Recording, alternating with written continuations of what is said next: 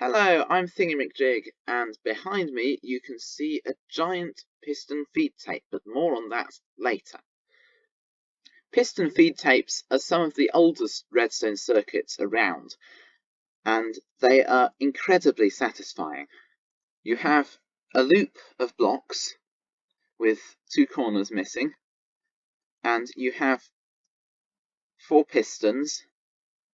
And the pairs of pistons at opposite corners have different delay, so that the second pair activates 2 redstone ticks after the first pair. In this case I'm using 3 and 1 for the delay, and the blocks all get cycled round. Piston feed tapes have quite a lot of applications, such as in these giant image swapping devices.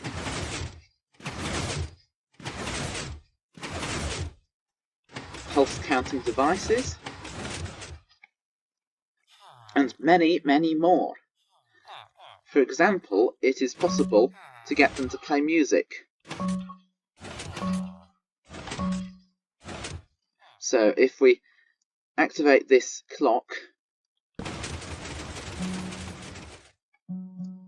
this piston feed tape will push around a loop of 8 blocks, I think it is, and where there are snow blocks it will play the piano notes block sound, and where it's glass no power will be sent through,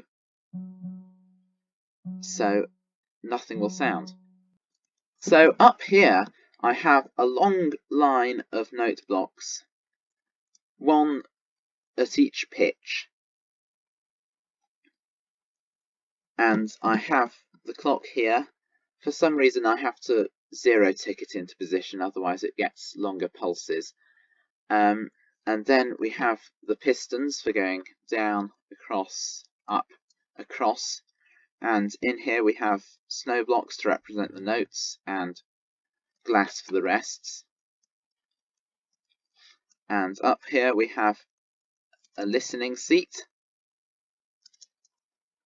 which my brother said looks like a toilet, and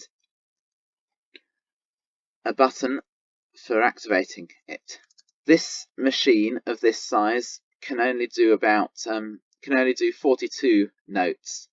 And on here I have written the first line only of Captain Sparkle's Revenge.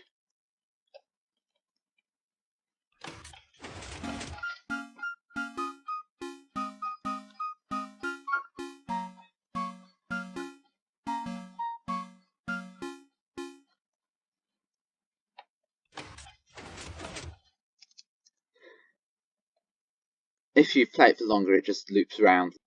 This machine is pretty smart, but it does have quite a few downsides.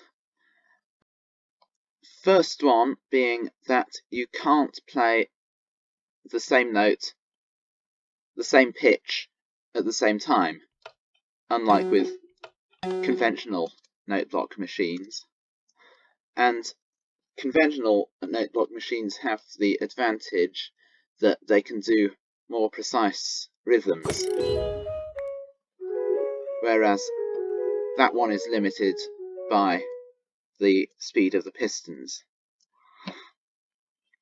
Another downside is that here are all the different note block instruments, but it's only those with green blocks that can be played on this machine, because those with red are either transparent, so wouldn't let the redstone signal through. Oh, that one isn't. I'll have to change that. Okay, those with red glass are transparent, and those with red get destroyed by pistons, and this one is a gravity block, so you'd have to modify the machine quite a lot to get it to support them. Though there are some upsides to this machine too. First of all, these are all the note blocks, and you only need to tune each of them once, And in case your piece doesn't involve all 25 of them, you don't need to include all of them anyway. And another upside, it's really easy to read the music compared to this one, because you can see visually where the notes are. And other disadvantages are that it's quite a lot more expensive, because you need all the transparent blocks and all the pistons and a lot more redstone. And the pistons also create a lot of noise, so you have to have a specialized seat for listening in. Which is about 16 blocks up from the Noteblocks. But I think it is quite a nice alternative, and you could do some quite cool things with this.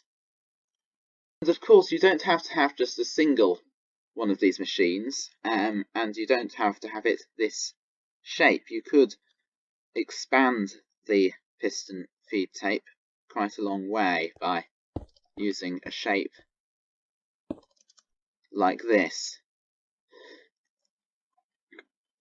And you can also, if you want, you could have a smaller piston feed tape running on a loop. That could be part of the accompaniment. You could have a looping part, and then you could have the main melody on another longer loop. And I'm going to release a later video, probably, showing a larger loop like this, and I'll probably allow it for world downloading, so you can make your own tunes on it. And also, if you want, you could stack 2 or 4 of these side by side, so you could have different delays on them, so they move round in sequence, so you get more notes in there. Anyway, I hope you found this video interesting. Do leave a like and subscribe for more original redstone like this. I'll see you in the next one. Bye!